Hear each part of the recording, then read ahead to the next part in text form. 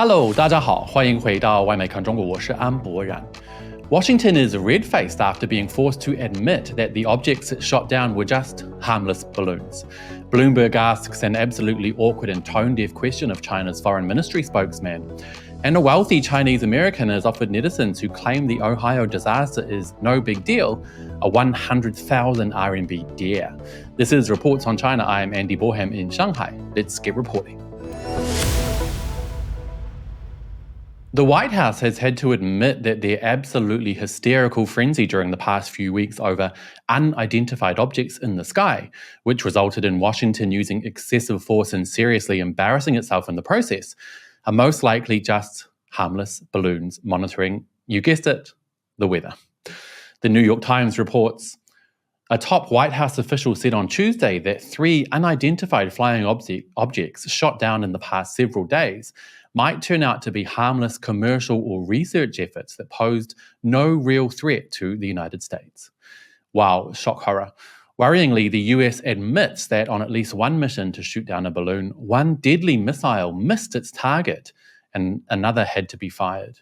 General Mark Miley, the US's highest-ranking military official, tried to sugarcoat that dangerous failure when talking with CNN. He said the first missile landed harmlessly in the water before a second missile popped the tiny balloon flying over Alaska.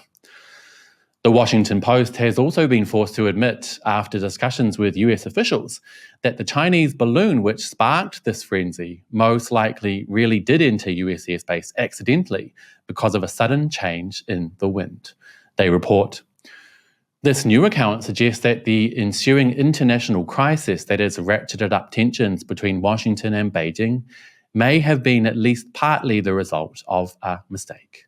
Okay, wait a minute. So what you're telling me is that China was telling the truth all along and this is still a surprise for you? Ay. A really useful piece on fear.org highlights how US media dived into a massive dramatization of the situation, eventually blatantly calling the balloon a Chinese spy balloon after Pentagon officials described it correctly as a surveillance balloon. As Beijing has said all along, the balloon monitored weather systems and collected data as such, so calling it a surveillance balloon is quite accurate. But that wasn't dramatic enough for US media, who very quickly switched to the term Chinese spy balloon, ultimately ratcheting up tensions and sending ordinary Americans into a panic. The piece continues. In coverage following the initial reports, media devoted much more time to speculating on the possibility of espionage than of scientific research. The New York Times, for instance, educated readers about the centuries-long wartime uses of surveillance balloons. Similar pieces ran at The Hill, Reuters, and The Guardian. Curiously, none of these outlets sought to provide an equivalent exploration of the history of weather balloons after the Chinese Foreign Affairs statement, despite the common and well-established use of balloons for meteorological purposes. And it seems some ordinary Americans weren't even satisfied with this dramatic story of Chinese espionage, instead looking out of this world for an explanation.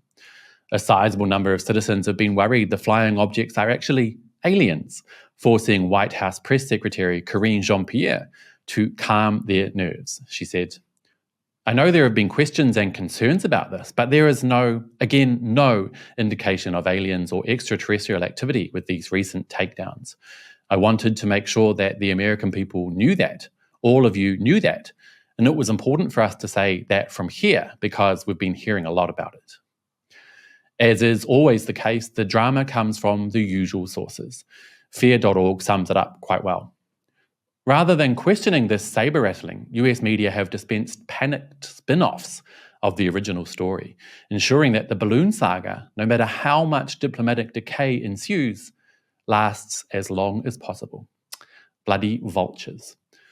Many around the world, including a large number of ordinary Americans, have questioned whether or not the US media is ramping up the drama over this balloon scandal to divert people's attention from 2 much more important stories. As you are all well aware, Pulitzer Prize-winning journalist Seymour Hersh released a damning piece accusing Biden and the CIA of an act of war over the destruction of the Nord Stream pipelines.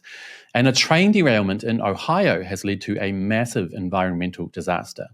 Now, both of these hugely important stories are basically being shunned by US and Western media in general. Instead, the US media has been obsessed with balloons and UFOs. That's why Bloomberg's recent question to China's foreign affairs spokesperson was hugely hilarious and just goes to show how deluded and tone-deaf US media appear to be. Are you guys ready? Are you sitting down?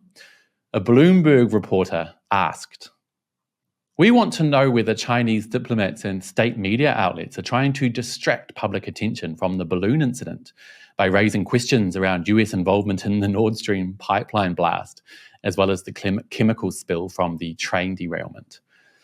Oh my golly gosh. I literally don't even know whether to laugh or cry, you guys. It's clearly evident to anyone with a functioning brain which stories are more important to humanity at large, and which story is just a freaking joke.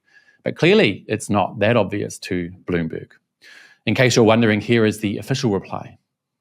The Nord Stream gas pipelines are vital transnational infrastructure. The explosions have had a serious impact on the global energy economy and ecological environment. If Seymour Hersh, a well-known US investigative journalist, is telling the truth about US involvement in the explosions, what he revealed is clearly unacceptable and must be answered for. The US owes the world a responsible explanation. We wonder why there is little coverage by some media hailed as free, professional, and impartial on the latest investigative report on the bombing of the Nord Stream gas pipelines and the chemical leak caused by the train derailment in the US. Based on what we've seen, this is nothing new. Bravo, I have nothing to add. Now, speaking of the Ohio environmental disaster, a wealthy Chinese American going by the moniker Parody Pelosi is offering 100,000 RMB, or around US $15,000, to any netizen brave enough to report from the location of the train derailment for 24 hours with no protective gear. Why? Well, apparently she's so sick of online trolls claiming the US media is refusing to cover the disaster because it's no big deal. So she wants them to put her money where their mouths are. In order to receive the cash, the lucky doubter needs to live stream from the site for 24 hours with no protective gear, interview at least 3 locals, and eat and drink only from sources within 10 miles of the chemical explosion. Parody Pelosi will even cover transportation costs. Now, I will definitely be watching this story closely. Okay, now let's take a quick look at the latest Reports on China poll on YouTube. I asked you guys if you were surprised that younger Taiwanese were more likely to distrust the US in a recent poll. The results were a little divided, with 55% saying they were surprised and 45% not surprised at all. Taurus Crucius said, "Taiwanese could see what happened in Hong Kong, Xinjiang, and the Ukraine. The more educated you are, the better you can connect the dots correctly and see parallels to Taiwan province." Anyway, that's it for today's show, you guys. I want to know what you guys think, as always, so let me know down below. And don't forget to take part in my regular polls on the community tab on my YouTube page. Also, don't forget to hit like and subscribe if you haven't already. I'll see you all next time. Bye-bye.